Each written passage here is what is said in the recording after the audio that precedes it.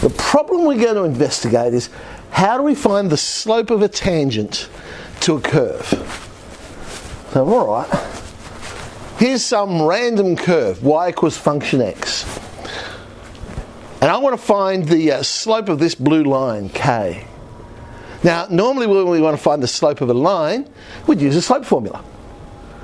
But that requires us to know 2 points. We only know 1 point, the point where that tangent meets the curve.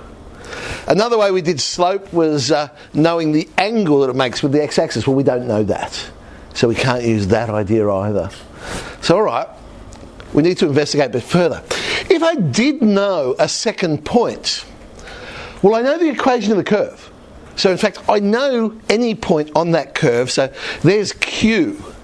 I could find the slope of that green line, PQ. And I could say, well, alright, that's an estimate for the slope of the blue line. Now, clearly they're not the same. And it'd probably be a pretty bad estimate where I've put Q. But remember, I can put Q anywhere on this curve, because I know the equation of the curve. So I guess the question becomes is, where should we put Q to get the best possible estimate to the slope of the blue line? Ideas? You can put Q anywhere you like on the red curve. You want to try and get that green line as close as possible with the same slope as the blue line. Where would you like to put Q? Come on, just take a wild guess. Yeah. Close enough to P. Close enough to P. How close? As close as we can get it.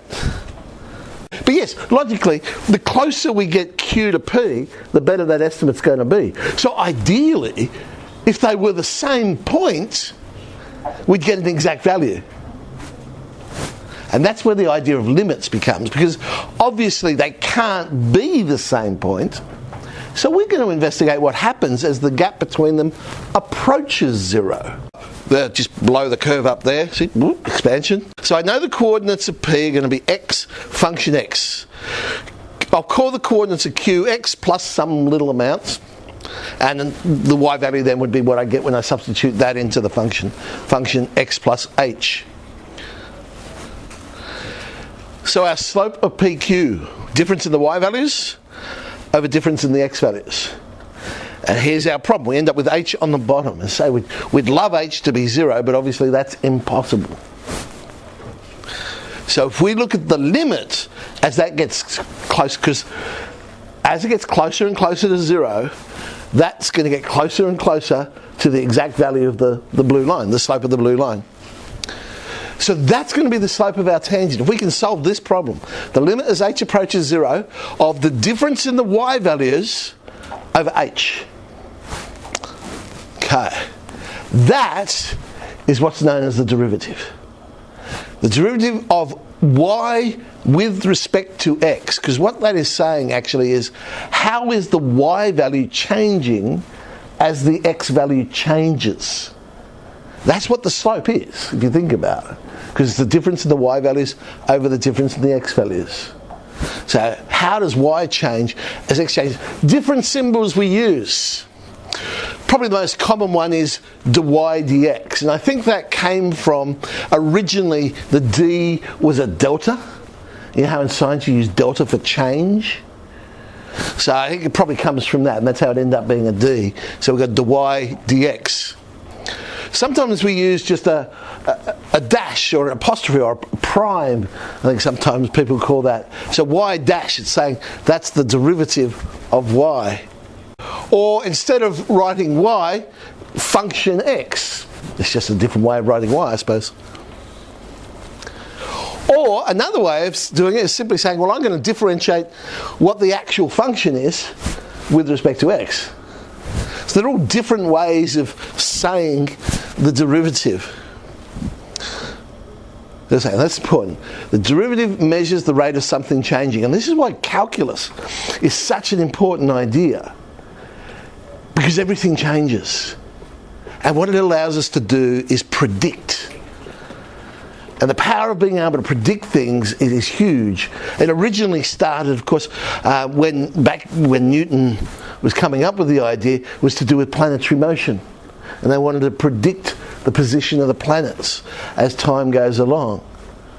And how did they do that? And they had to come up with a way of predicting, and this is the whole development of calculus. But it then moved on to other things. It doesn't have to be planetary movement, it could be any movement at all. And then the idea of gravity came in, and all sorts of things. Now, of course, we learn it in high school. This powerful idea, which really is only a few hundred years old.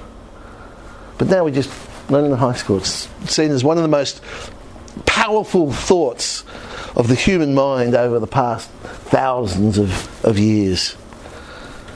Alright, so I could say f-x, the derivative, is the limit as h approaches 0, function x plus h minus function x all over h. This is what we call differentiating from first principles. It's called first principles. We use this term first principles in a lot of different places. It basically means starting from scratch, using the first idea.